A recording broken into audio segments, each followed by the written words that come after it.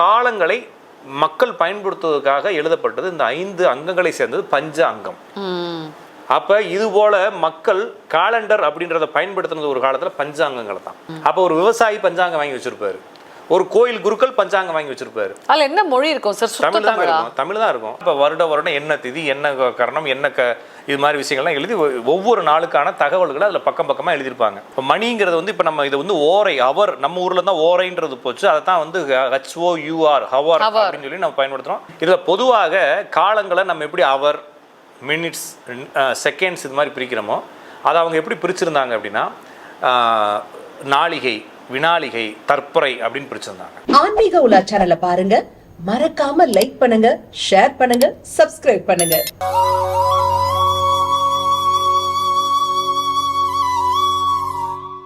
ஆன்மீக உலா நேயர்களுக்கு அன்பார்ந்த வணக்கம். நம்ம கூட ராஜநாடிகா பார்த்திபன் சார் இருக்காரு. வணக்கம் சார். வணக்கம். வணக்கம் சார். இப்போ பொதுவாக இந்த பஞ்சாங்கம் அப்படின்றது என்ன சார்?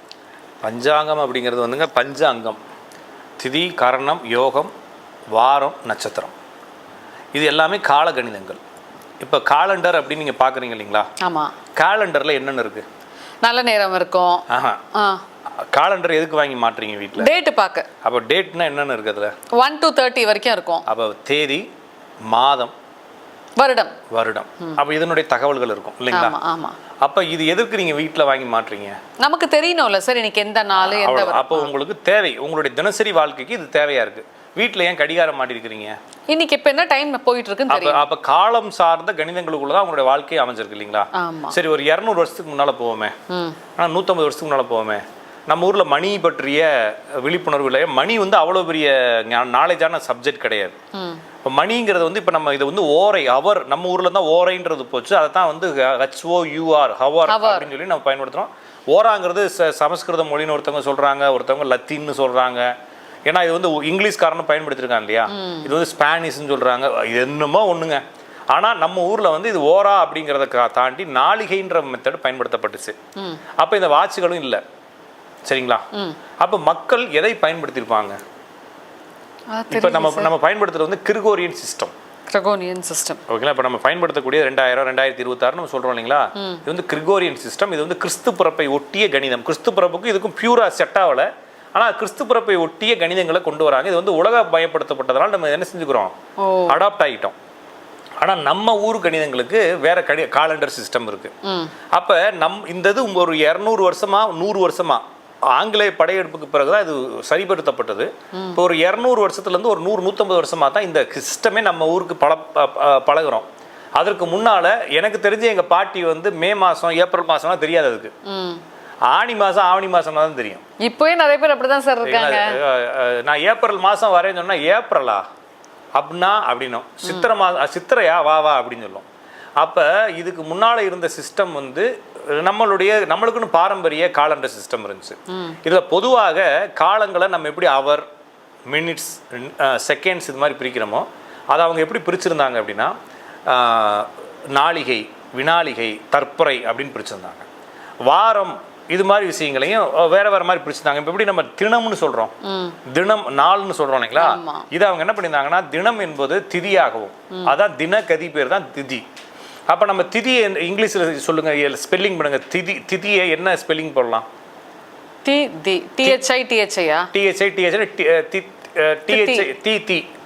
இது வந்து திகதின்னு எழுதணும். திகதி அப்படிங்கிறப்ப டேட் அப்படின்றது DATE, டேட்டி. ஓகேங்களா? அப்போ தேத்தி அப்படின்றது தெத்தின்றது தான் DT அப்படின்னு எழுதாங்க. அப்போ திதி, தினகதி எல்லாமே டேட் அப்படிங்கிறது தினம்.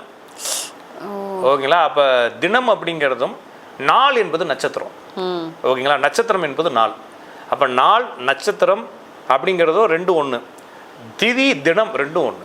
அப்போ திதி நட்சத்திரம், அதுலேயுமே வந்து யோகம் கரணம் அப்படின்னு 2 இருந்துச்சு. அதுக்கப்புறம் வாரம்னா என்னது? சோமவாரம். இந்த மாதிரி வந்து இதில் தெலுங்குல சொல்லுவாங்கன்னா வாரம்னா நாள், வார நாளைக்கு 7 நாளில் ஒவ்வொரு நாளும் பேரும் வாரம். அப்போ சோமவாரம், அப்படி ஒவ்வொன்று சௌமிய வாரம் அது மாதிரி சொல்கிறாங்க இல்லைங்களா? சுக்கிரவாரம் அப்படின்னா நாள், ஒவ்வொரு நாளை பற்றி. அப்போ வார நாட்களை பற்றி சொல்கிறது. அப்போ திதி, யோகம், கரணம், நம்ம நட்சத்திரம், அப்புறமா வந்து வாரம். அப்போ இந்த எல்லாமே வந்து காலங்களை மக்கள் பயன்படுத்துவதற்காக எழுதப்பட்டது இந்த 5 அங்கங்களை சேர்ந்தது பஞ்ச அங்கம். இதைத்தான் பஞ்சாங்கம்னு சொல்றோம். இந்த பேசுறப்ப பாத்தீங்கன்னா நிறைய பேர் கலாய்ப்பாங்க, நீ எல்லாம் பழைய பஞ்சாங்கம் அப்படின்னு சொல்லிட்டு பெரியவங்களை கலாய்ப்பாங்களா? அது ஏன் அப்படி சொல்றாங்க? அது தகவல்கள் கொண்ட டேட்டாஸ், ஓகேங்களா? பெரிய கம்ப்யூட்டர் நீ அப்படின்னு சொல்றாங்க இல்லைங்களா, பெரிய மாஸ்டர், அதை வந்து ஹார்ட் டிஸ்க் மாதிரி அப்படின்னு சொல்றோம், பெரிய மெமரி கார்டா நீ அப்படின்லாம் சொல்றது மாதிரி. அது பஞ்சாங்கங்கிறது பழைய தகவல்களை கொண்ட எல்லாத்தையுமே பெர்ஃபெக்டா செய்யறது அப்படின்ற மாதிரி சில விஷயங்கள். அப்போ என்னன்னா பஞ்சாங்கம் என்பது பஞ்ச அங்கங்களை கொண்டது, 5 அங்கங்களை கொண்டது பஞ்சாங்கம். அப்ப இது எதற்காக பயன்படுச்சு அப்படின்னா, சமூகத்திற்கு இப்ப காலண்டர்ல என்னென்ன இருக்கும். இப்ப காலண்டருங்கிறது வந்து காலண்டர்னா என்னது, நம்மளோட டே டு டே லைஃப்ல என்ன நடக்க போகுதுன்றது நம்ம அதெல்லாம் இருக்காது. உங்களுக்கு தேதியையும் மாசத்தையும் அந்த 3 விஷயம், அது மட்டும் தான் காலண்டர். நீங்க காலண்டர்னு போட்டு கூகுள்ல சர்ச் பண்ணீங்கன்னா காலண்டர் சீட் அப்படின்னு என்ன வரும், அந்த டே அது வரும் இல்லைங்களா. மந்த் பிப்ரவரியா ஏப்ரலா அல்லது எத்தனை தேதியா டேட் இயர் வரும். சரி, இப்போ நம்மளுடைய காலண்டருக்குள்ள என்னென்ன இருக்கு? இதுதான் இருக்கு. நம்ம கலைஞர் பிறந்த நாள் இருக்கும், ராஜீவ் காந்தி இறந்த நாள் இருக்கும், இண்டிபெண்டன்ஸ் டே இருக்கும், தீபாவளி திருநாள், ஆமா, அது எல்லா இதுவும் இருக்கும். ஏன் அதெல்லாம் இருக்குது அதுல? சார், இப்போ ஒரு மாசம் இருக்குதுன்னா இந்த மாசத்துல முக்கியமான நாட்கள் என்ன? நம்மளுடைய கால கணிதம் அப்படின்றதுக்குள்ள நம்மளுடைய இயல்பான சகஜமான தகவல்களை அங்க சொல்றது தப்பு இல்லைல்ல? ஆமா. இப்போ ஒரு அதை வச்சு நம்ம காலங்களை கணிக்க போறோம். அப்ப நம்ம எதுக்கு டேட்டெல்லாம் பார்க்குறோம் அப்படின்னா, நம்ம அடுத்து ஏதாச்சும் ஃபங்க்ஷன் இருக்கா, அடுத்து நம்மளுடைய வாழ்க்கையில் ஏதாவது முக்கியமான இருக்கா, சமூகத்தில் நல்லா இருக்கா, கவர்மெண்ட் ஹாலிடே இருக்கா, நம்மளுடைய சொசைட்டிக்கு முக்கியமான நாள் இருக்கான்றதை அது குறிக்கணுமா இல்லையா? அப்போ அதில் எப்படி உங்களுக்கு நல்ல நாள் எழுதியிருக்கிறான், கெட்ட நாள் எழுதியிருக்கிறான், ராகு காலம் எழுதியிருக்கிறான், குளிகை எழுதியிருக்கிறான், எல்லாமே இருக்குல்ல. அப்போ இது போல மக்கள் காலண்டர் அப்படின்றத பயன்படுத்துனது ஒரு காலத்தில் பஞ்சாங்கங்களை தான். அப்போ பஞ்சாங்கத்தில் என்னென்ன இருக்கணும், இதெல்லாம் இருக்கணுமா? கண்டிப்பா இருக்கணும். இது ஏன் இருக்கணும்னா, பஞ்சாங்கத்துக்கு அதுக்கும் தொடர்பு இல்லை. ஆனா இந்த பஞ்ச அங்கங்களை மக்கள் சமூக நடவடிக்கைக்காக பயன்படுத்துறதுனால சமூகம் சார்ந்த நடவடிக்கைகள், வீதி உலா, உற்சவர் வீதி உலா, அப்புறமா இது மாதிரி கோயில் புறப்பாடு, வெங்கடாச்சலபதி கோயில் புறப்பாடு அப்படின்னா என்ன இருக்கும், உலகத்தில் நம்ம தமிழ்நாட்டில் இருக்கக்கூடிய முக்கிய கோயிலினுடைய தகவல்கள் அந்த பஞ்சாங்கத்தில் இருக்கும். அதுக்கப்புறமா நம்ம டெய்லி பயிர் விளைவிக்க, மயிர் எடுக்க, அருணா கயிறு கட்ட, வீடு கட்ட, பள்ளி விழும் பலன்கள், அப்போ மக்களுக்கு தேவையான இந்த மாதிரி சடங்குகள் சார்ந்த தகவல்களை அதில் கொண்டு வந்தாங்க. ஆனால் பஞ்சாங்கத்துக்கும் அதுக்கும் சம்மந்தம் இல்லை. ஓகேங்களா? இப்போ பஞ்சாங்கத்தை நீங்களும் பயன்படுத்துறீங்க, நானும் பயன்படுத்துறேன், சரிங்களா? அப்போ நீங்களும் நானும் பயன்படுத்துறப்ப உங்களுக்கு தேவையான தகவலை எனக்கு தேவையான தகவலை அதில் சேர்க்கறது தப்பு இல்லை, உங்களை என்னை கவர் பண்ணுறதுக்கு, சரிங்களா? இப்போ நான் ஒரு புக்கு விற்கிறேன், ஏன்னா ஒரு ஆப் ஒரு செல்ஃபோன் விற்கிறேன், நீங்கள் வந்து டெய்லி வந்து வீடியோ பார்க்குறீங்க, அப்போ யூடியூப் ஆப் டவுன்லோட் பண்ணுற மாதிரி ஆப்ஷன் கொடுத்து தப்பு இல்லை? தப்பு இல்லை. அப்போ யூடியூப்புக்கும் செல்ஃபோனுக்கு ஏதாவது தொடர்பு இருக்கா? இல்லை. நம்ம பேசுறது தான் செல்ஃபோனு. ஆனால் அந்த செல்ஃபோனில் யூடியூப்பையும் கொண்டு வரது வந்து நம்மளை செல்ஃபோனை கவர் பண்ணுறதுக்காக அதில் ஒரு எக்ஸ்ட்ரா இது மாதிரி பஞ்சாங்கங்களுக்குள்ள இதெல்லாம் கொண்டு வர ஆரம்பிச்சாங்க. அப்போ இது ஜோசியருக்கு மட்டும் பஞ்சாங்கம் கிடையாது. நிறைய பேர் நினைக்கிறாங்கன்னா பஞ்சாங்கிறது ஜோசியருக்கானதுன்னு நினைக்கிறாங்க. ஜோசியில் சாதாரணமாக ஒரு பயிர் வைக்கிறதுக்கு, கர்ப்போத்தவம் எப்போ மழை பெய்யும், எப்போ வெயில் அடிக்கும், எப்படி இந்த சமூகம் பயன்பட்டு வருது, என்ன நாளில் என்ன பயிர் வைக்கலான்ற தகவல்லாம் அதில் இருக்கும். அப்போ ஒரு விவசாயி பஞ்சாங்கம் வாங்கி வச்சிருப்பாரு, ஒரு கோயில் குருக்கள் பஞ்சாங்கம் வாங்கி வச்சிருப்பாரு. அதுல என்ன மொழி இருக்கும் சார்? தமிழ் தான் இருக்கும். தமிழ் இருக்கும், மேக்ஸிமம் சமஸ்கிருத வார்த்தைகள் தான் இருக்கும். அப்போ இப்போ நீங்கள் என்ன செய்யணும், பஞ்சாங்கத்தை புரிஞ்சுக்கணும் அப்படின்னா ஒரு பஞ்சாங்கம் 100 ரூபா வாங்கி படித்து பார்த்தீங்கன்னா வெறும் டீட்டெயில் அதில் இருக்கும். அதை பார்த்து தான் ஜோசிக்காரங்க பலன் சொல்கிறாங்க, இல்லாமல் தகவல் சொல்கிறாங்க. அப்போ குருக்களுக்கு தேவையானது இருக்கும், புரோகிதருக்கு தேவையானது இருக்கும், விவசாயிக்கு தேவையானது இருக்கும், சமூகத்துக்கு தேவையானது இருக்கும். அப்போ இதெல்லாம் தேவையானதெல்லாம் இருக்கிறதுனால அது பஞ்சாங்கம் அப்படிங்கிறது வந்து சிஸ்டம், காலண்டர் சிஸ்டம், என்னுடைய சடங்குகள் சார்ந்த சிஸ்டம். ஆனால் இது ஜோசியக்காரங்களுக்கு, இது பஞ்சாங்கிறது ஜோசியத்துக்கும் தொடர்பு இல்லாதது. அப்போ ஜோசியக்காரருக்கும் அந்த பஞ்சாங்கங்களை பயன்படுத்தக்கூடிய ஆற்றலும், அது ஜோசியக்காரங்களுக்கு தேவையான கிரக நிலைகளும் போட ஆரம்பிச்சாங்க. அப்போ பஞ்சாங்கங்கிறது ஜோசியக்காரங்களோடது கிடையாது. ஆனால் பஞ்சாங்கத்தில் ஜோசியக்காரங்களுக்கு தேவையான தகவல்களும் இருக்குது. அப்போ அதில் இருக்கக்கூடியது ஃபுல்லாக ஜோசியக்காரங்களுக்கு தேவையான தகவல் கிடையாது, அது சடங்குகள் சம்பந்தமான தகவல். அப்போ ஜோசியக்காரர் அதை வச்சிருக்கிறதுனால மெதுவாக ஜோசியக்காரர் என்ன பண்ணிட்டாரு, அதே ஃபுல்லாக எக்ஸ்பர்ட் மாதிரி ஆயிடுச்சு. நல்ல நாள் குறித்து கொடுக்குறது, கெட்ட நாள் குறித்து கொடுக்குறது, எல்லாத்தையும் அதை செய்ய ஆரம்பிச்சார். ஜோசியக்காரருக்கு அதுக்கு சம்மந்தம் கிடையாது.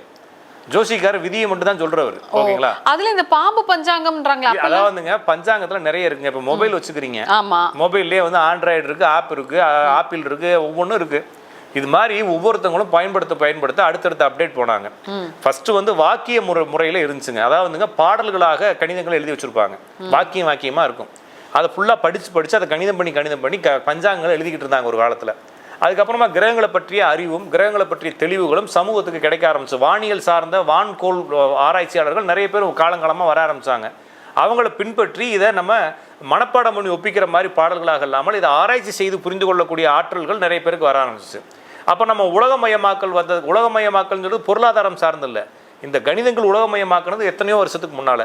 அப்போ வந்தவங்க ஆரியப்பட்ட இரண்டாம் ஆரியப்பட்டவங்களாம் என்ன பண்ணாங்க அப்படின்னா இதை இன்னும் கொஞ்சம் அக்யூரசி பண்ணாங்க. பண்ணுறப்ப இதை திருக் அப்படின்னு சொல்லப்படக்கூடிய நேரடியாக கிரகங்களை ஆய்வு செய்து பஞ்சாங்கங்கள் எழுதக்கூடிய தன்மைக்கு கொண்டு வந்தாங்க. அப்போ அது வாக்கிய பஞ்சாங்கம், இது திருக்கணித பஞ்சாங்கம்னு சொல்லி ரெண்டா பிரிஞ்சிச்சு. இப்போ நீங்கள் சொல்லக்கூடிய பாம்பு பஞ்சாங்கம் ஆற்காடு பஞ்சாங்கிறது வாக்கிய முறையில் செய்யப்படக்கூடிய பஞ்சாங்கம்.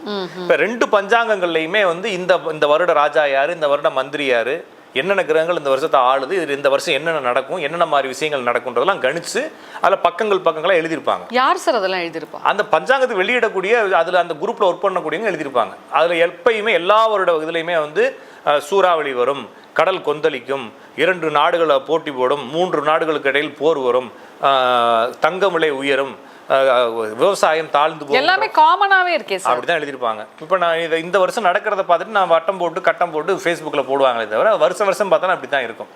அப்போ இது இந்த வருடம் எப்படி இருக்குன்னு சொல்லிட்டு வருட வெண்பாக்கள் இருக்குது. அப்போ இந்த தமிழ் வருடத்தினுடைய வெண்பா போட்டு அதனுடைய பாடல்களை எழுதி அதுக்கப்புறம் அவங்களுடைய கணிதங்களை எழுதி இந்த கிரக நிலைகள் என்ன செய்யன்றதெல்லாம் எழுதி போட்டிருப்பாங்க. அப்போ வருடம் என்ன திதி, என்ன கரணம், என்ன இது மாதிரி விஷயங்கள்லாம் எழுதி ஒவ்வொரு நாளுக்கான தகவல்களை அதில் பக்கமாக எழுதியிருப்பாங்க. இதுதான் பஞ்சாங்கமே தவிர ஒரு பஞ்சாங்கம் இருந்தால் தான் ஜோசியம் பார்க்க முடியுங்கிறது சும்மா. பஞ்சாங்கமே தேவையில்லை ஜோசியம் பார்க்க. உங்களுக்கு கிரக நிலைகள் தானே ஜோசியத்தில் தேவை. அதுக்கு ஆப் இருக்கு. எபிமெரிஸ் பஞ்சாங்கம்னு இருக்குங்க. அதில் எபிமெரிஸ் பஞ்சாங்கத்தில் ஒன்றுமே இருக்காது, வெறும் கிரகங்களுடைய டிகிரிஸ் மட்டும்தான் இருக்கும். 100 வருஷத்துக்கு வேறு எதுவுமே இருக்காது, அதில் எழுத்துக்களே இருக்காது, வெறும் எண்கள் மட்டும்தான் இருக்கும். அந்த பஞ்சாங்கத்தை இப்போ நிறைய ஜோசிகாரங்க கையில் வச்சுட்டு பயன்படுத்திக்கிட்டு இருக்காங்க. அவங்களுக்கு தேவை கிரக நிலைகள் தானே. இந்த நல்ல நாள் பார்க்கறது, கெட்ட நாள் பார்க்கறது, அது மாதிரி விஷயங்கள் பார்க்கக்கூடிய அந்த புரோகிதர்கள், குருக்கள்னு சொல்கிறோம் இல்லைங்களா, இந்த சடங்குகள் சார்ந்த சம்பிரதாயவாதிகள், அவங்களுக்கு தான் இந்த பஞ்சாங்கங்கள் தேவை தவிர ஜாதகம் பார்த்து சொல்லி செய்கிறவங்களுக்கு, ஜாதகம் பலன் சொல்கிறவங்களுக்கு அந்த பஞ்சாங்கங்கள் தேவையில்லை. ஏன் சார் இப்போ பாம்பு பஞ்சாங்கம் இதை வச்சு பார்த்தீங்கன்னா இந்த வருடம் அதாவது தமிழ் புத்தாண்டு போச்சு இல்லையா? ஸோ தமிழ் புத்தாண்டு இந்த பாம்பு பஞ்சாங்கத்தை வச்சு சொல்லும் போது பார்த்தா நிறைய நீங்கள் சொல்கிற மாதிரி கடல் சீற்றம் இருக்கும், அந்த மாதிரி பிரச்சனைகள் இருக்கும், பொருளாதார வீழ்ச்சி வரும், அதே மாதிரி ஒரு சில ஆட்கள் பெரும் புள்ளிங்களுக்கெல்லாம் பிரச்சனை அப்படின்றாங்க. இதெல்லாம் எப்படி சார் கணிக்கிறது? அதாங்க நான் சொல்கிறது, இந்த வருட ராஜா இந்த வருட மந்திரிகள் பார்க்குறதுக்கு சில கணிதங்கள் இருக்குங்க. அந்த கணிதங்கள் போட்டு இந்த வருஷத்துக்கு இந்த ராஜா வந்தாருன்னா இந்த ராஜாவுடைய நிலை எப்படி, இந்த கிரகங்கள் ஆட்சி இந்த வருடம் ஆரம்பிக்கும் போது அந்த ராஜா எத்தனாவது லக்னத்திலேருந்து எத்தனாவது இடத்துக்கு இருந்தார், அவர் யாரோட சேர்ந்துருக்காரு, என்ன பகை கேட்டிருக்கிறாரு, இந்த வருட கிரகனுடைய நிலைகள் என்ன செய்ய போகுது அப்படிங்கக்கூடிய இந்த முண்டேன் அஸ்ட்ராலஜிங்கக்கூடிய பொதுவியல் ஜோசியத்தை எடுத்து வச்சுட்டு 2-3 ஜோசியர்களை உட்காந்து பேசி அந்த கம்பெனிக்காரங்க உட்காந்து பேசி அவங்களுக்கு தோன்றதை போடுவாங்க. இது வருஷம் எல்லா பஞ்சாங்கங்கள் எந்த பஞ்சாங்கம் எடுத்தாலும் அவங்களுடைய கணிப்பை எழுதியிருப்பாங்க. இது சரியாக இருக்கணும்னு அவசியம் இல்லை. பொதுவாக சமூகம் பற்றிய விழிப்புணர்வுக்கு சமூகம் பற்றிய தகவல்கள் எழுத தான் செய்வாங்க. கடல் கொந்தளிக்கும், அது வரும் இது வரும்னு எழுதுவாங்களே தவிர அது பொதுவானதாக இதுக்கு பற்றிய வெண்பாக்கள்னா பாடல்கள் இருக்குங்க. இதுக்கு முன்னால் இந்த வருஷம் இப்படி தான் இருக்குன்ற மாதிரி ஒரு ஸ்டாண்டர்டாக சில பாடல்கள் இருக்குது. அந்த பாடல்களை விவரித்து எழுதுவாங்க. இது உண்மையாக நடக்கணும்னு அவசியம் இல்லை. ஏன் சார் அப்போ ஏன் பொலிட்டிக்கலாக இந்த எலெக்ஷன் வரும், இந்த ஆட்கள் ஜெயிப்பாங்கன்னா ஏன் அந்த பஞ்சாங்கத்தில் இல்லை? அதை தான் சொல்கிறேங்க, அதெல்லாம் தேவையில்லாத பஞ்சாங்கங்களுக்கு. ஓகேங்களா? ஒருவேளை அப்படி அது சம்மந்தமான ஒரு ஆள் இருக்கார், அந்த மைண்ட் செட்டில் இருக்கிறார், அவர் பஞ்சாங்க கம்பெனி வைக்கிறாருன்னு அவரையும் எழுதுவார். மக்களுக்கு இல்லைன்னா பஞ்சாங்கவாதிகளுக்கு இந்த அரசியலை பற்றி எழுத வேண்டிய ஒரு அரசியல் மாற்றம் நடக்கணும்னு வேணால் எழுதுவாங்களே தவிர எவன் ஜெயிப்பான் எவன் தோப்பான் எந்த வருஷம் எலெக்ஷன் வரும்லாம் யாருனாலையும் சொல்ல முடியாதுங்க. அதனால் அதெல்லாம் எழுதியிருக்க மாட்டாங்க. ஓகேங்களா? பொதுவாக நாடு எப்படி இருக்கும், மக்கள் எப்படி இருப்பாங்க, விவசாயம் எப்படி இருக்கும், மக்களுடைய வாழ்க்கை தரம் எப்படி இருக்கும், பூகம்பம் வருமா, நிலச்சரிவுகள் ஏற்படுமா, இயற்கை பேரழிவுகள் ஏற்படுமா, இந்த மாதிரி தகவல்கள் அதை எழுதுவாங்க. ஏன்னா அதுக்கான கணிதங்கள் இருக்குது. ஏன் சார் இந்த பஞ்சாங்கம் அப்படின்றது இன்னும் எத்தனை வகை இருக்குது சார்? பஞ்சாங்கத்தில் வகையெல்லாம் ஒன்றுமே நம்மளால் முடிவுக்கு வர முடியாதுங்க. ஏன்னா இப்போ திருக்கணிதம் வாக்கியம், இப்போ நீங்கள் ஒரு கம்பெனி வைக்கிறீங்க, நான் ஒரு கம்பெனி வைக்கிறேன், உங்களுக்கு எனக்கு டிஃப்ரெண்ட் வேணும்ல, நான் அதில் யூனிக்னஸை காட்ட தான் செய்வேன். நான் இன்னொரு அக்யூரசி வந்துச்சுன்னு சொல்லுவேன், அவங்கள மாதிரி இல்லாமல் நான் பாருங்க இதில் அக்யூரசி பண்ணிக்கன்னு சொல்லுவேன். இப்போ நான் இப்போ உதாரணத்துக்கு நான் வாசன் பஞ்சாங்கத்தை பயன்படுத்துறேன்னு வச்சுக்கோங்களேன், திருக்கணிதத்தில் வாசன் பஞ்சாங்கத்தை பயன்படுத்தக்கூடிய ஆள் நான் வச்சுக்கோங்களேன். எனக்கு அதில் தேவையான தகவலை நான் மனப்பாடம் பண்ணி எப்படி யூஸ் பண்ணணும்னு தெரிஞ்சு வச்சுருப்பேன். இப்போ நான் ஒரு உதாரணத்துக்கு நான் ஹோண்டா பைக் ஓட்டுறேன்னு வச்சுக்கோங்க, எனக்கு அடுத்து வாங்குறப்ப என்ன செய்வேன், ஹோண்டா தான் வாங்குவீங்க. ஏன்னா எனக்கு பழகி போச்சு அது மாதிரி சிலர் சில பஞ்சாங்களை பயன்படுத்தி பழகிருப்பாங்க. அவங்க பழகுனதுனாலே என்ன செய்வாங்கன்னா அந்த பஞ்சாங்கத்தை உயர்வாக பேசுவாங்க. நான் பாம்பு பஞ்சாங்கத்தில் தான் பார்ப்பேன், அதுதான் அக்யூரஸியாக இருக்கணும். அங்கே எல்லா பஞ்சாங்கங்களும் சதஸ் அப்படின்னு சொல்லி காஞ்சிபுரத்தில் ஒன்று நடக்குதுங்க. இந்த பஞ்சாங்கவாதிகள் எல்லா பேருமே வருஷத்துக்கு ஒரு தடவை அங்கே கலெக்ட் ஆவாங்க. கலெக்ட் ஆகி அவங்களுடைய பஞ்சாங்கங்களுக்குள்ள இருக்கக்கூடிய ஒற்றுமைகளை பேசி கலெக்ட் பண்ணி அதை சரி பண்ணிக்குவாங்க. அப்போ எல்லா பஞ்சாங்கங்களும் கூடி நின்று ஒரு மீட்டிங் மாதிரி போட்டு நம்ம பஞ்சாங்கத்தை வெளியிட போகிறோம், ஓம் பஞ்சாங்கத்தை காட்டு, ஏன் பஞ்சாங்கத்தை காட்டு, இந்த அடுத்த வருஷத்துக்குன்றப்ப பேசி அது வந்து ஒரு சமயம் சார்ந்த ஒரு நபர்கள் வந்து அதை ஒருங்கிணைச்சு அதை செய்கிறாங்க. இந்த ஒருங்கிணைச்சு எல்லா பஞ்சாங்கங்களும் ஒரு ஒற்றுமைகளை ஏற்படுத்தி தான் வெளியிடுறாங்க. ஆனா வெளியிருந்து பாக்குறப்ப இப்ப நம்ம இந்த கட்சி அந்த கட்சி தான் எல்லா பேரும் ஒரே கட்சி தான் இல்லைங்களா? ஒரு டெண்டர் ஆரம்பிக்குதுன்னா எல்லா கட்சிக்கும் அதுல ஒரு லாபம் இருக்குதான் செய்யும். அது போல இது ஒரு பஞ்சாங்கங்களுக்குள்ள அவங்களுக்குள்ள ஒரு ஒற்றுமை இருக்கு. ஆனா வெளியிருந்து பாக்குறப்ப இந்த பஞ்சாங்க உயரும் அந்த பஞ்சாங்க உயரும் சொன்னா கூட இவங்கெல்லாம் ஒரு மீட்டிங் போட்டு அவங்களுக்குள்ள கருத்துக்களை பரிமாறிக்கொண்டு அதை சரி பண்ணிக்கிட்டு தான் வெளியிடுறாங்க. அப்ப சதஸ் அப்படின்னு சொல்லி சதஸ் முடிச்சுட்டு ஒரு 2-3 மாசம் கழிச்சு அதை கரெக்ஷன் பண்ணுவாங்க. உனக்கு இப்படி ஆயிடுச்சு, எனக்கு இப்படி ஆயிடுச்சு, நீ அதை தப்பா எழுதுற, நான் அதை தப்பா எழுதிருக்கிறேன் அப்படின்னு சொல்லி கரெக்ட் பண்ணிட்டு அதெல்லாம் ஒரு டியூன் பண்ணி தான் வெளியிடுவாங்க. அப்படி வெளியிடுறப்ப நம்ம பார்க்குறப்ப அவன் பெரியவன் அவன் பெரியவன் நம்ம பேசுவேன் தவிர எல்லா பஞ்சாங்கங்களும் ஒன்று தான். நம்மளை பொறுத்தவரை கிரக நிலையில் தான் எடுக்க போகிறோம். கிரக நிலைகளில் வாக்கிய பஞ்சாங்கம் என்பது மரபு சார்ந்த சடங்குகள் சார்ந்த தன்மைகளை வச்சுக்கிட்டு இருக்கிறதுனால அது பழமையோடையே இருக்கும். திருக்கணித பஞ்சாங்கம் என்பது ரியலாக நம்ம வானத்தை பார்த்து புரிஞ்சுக்கிறதுனால அது உண்மை இருக்கும், யதார்த்தம் இருக்கும். அப்போ சடங்குகளை பார்த்து நான் கோயில் புறப்பாடு பார்க்குறேன், வைபவம் பார்க்குறேன், குடமுழுக்கு விழாக்கு பார்க்குறேன்னா நீங்கள் வாக்கிய பஞ்சாங்க முறையில் பார்த்து சடங்குகள் சார்ந்த கணிதங்களை பார்த்து நீங்கள் செய்ய வேண்டியதான். ஒரு தனி மனிதனுக்கு ஜாதகம் பார்க்கணும்னா நீங்கள் திருக்கணிதத்தை பார்த்து செய்ய வேண்டியதானே தவிர இதில் உயர்வு தாழ்வுங்கிறதான் எதுவும் கிடையாதுங்க. ஆனா இப்ப சில பேர் பாத்தீங்கன்னா ஏஜ் அட்டன் பண்ணாலும் சரி, ஒரு திருமணம் எந்த ஒரு சுப காரியத்துக்கு நாள் குறிக்கணும்னு ஒரு புரோகிதர்கிட்ட போனா பஞ்சாங்கத்தை எடுத்துட்டு வான்றாங்க சார். பஞ்சாங்கத்தை எடுத்துட்டு வாங்க. அவர் பஞ்சாங்க அவருக்கு நம்ம எடுத்துட்டு வர சொல்றாரு, அவர் பொண்டாட்டி சொல்லியிருப்பாரு. அதுதான் அவங்க வீட்டுல தான் சொல்றாங்க. நான் சொல்றதுன்னா அதுலதான் குறிப்புகள் இருக்கும். நான் சொல்றது இன்னைக்கு என்ன நாள், இன்னைக்கு என்ன திதி, என்ன நட்சத்திரம்னு பார்க்கறது அதில் பார்க்கலாம்ல. இப்போ எல்லாமே வந்து காலையில் செல்ஃபோனில் இல்லாத பஞ்சாங்க தகவல்கள் உங்கள்கிட்ட புக்கில் இல்லை. அவர் இன்னும் அப்டேட் ஆகலன்னு அர்த்தம், அவ்வளோதான். செல்ஃபோனில் என்ன சார் கிடைக்கும்? இப்போ அது பிரிண்ட் இப்போ அதில் தான் இதில் இருக்குது, பிடிஎஃபாக இருக்குது, ஆப்பாக இருக்குது இல்லைங்களா? இன்றைய பஞ்சாங்கம் போட்டால் ஆப்பில் வந்து இன்னைக்கு என்ன திதி, என்ன நட்சத்திரம், என்ன யோகம், என்ன சிவயோகம், நாம யோகம் எல்லாமே வந்துடுதுல. அது பார்க்கறதுனால நமக்கு என்ன சார் ஒரு தனி மனிதனுக்கு ஒன்றும் கிடையாதுங்க. இப்போ நான் அது வந்து சடங்கு சம்பிரதாயம் சார்ந்த விஷயங்கள். அப்போ இவங்க இந்த திதியில இந்த யோகத்தில், இந்த கரணத்தில், இந்த நட்சத்திரத்தில் பிறந்திருக்கிறாங்க அப்படின்னு எழுதுறதுக்கு அது ஒரு காலக்கணிதங்க. இத்தனாம் தேதி இத்தனாவது மாதம் இத்தனாவது வருஷம் பிறந்திருக்கான்னு எழுதுறது நம்மளுக்கு என்ன கிடைக்க போகுது? ஒன்றும் இல்லை. அது மாதிரி தான் ஒரு காலத்தை எழுதுறாங்க, இவர் பிறந்த தகவல்களை எழுதுறாங்க, டீடைல்ஸ் அவ்வளோதான். ஓகேங்களா? நிகழும் சுப வருடம் அப்படின்னு எழுதுறாங்க இல்லைங்களா?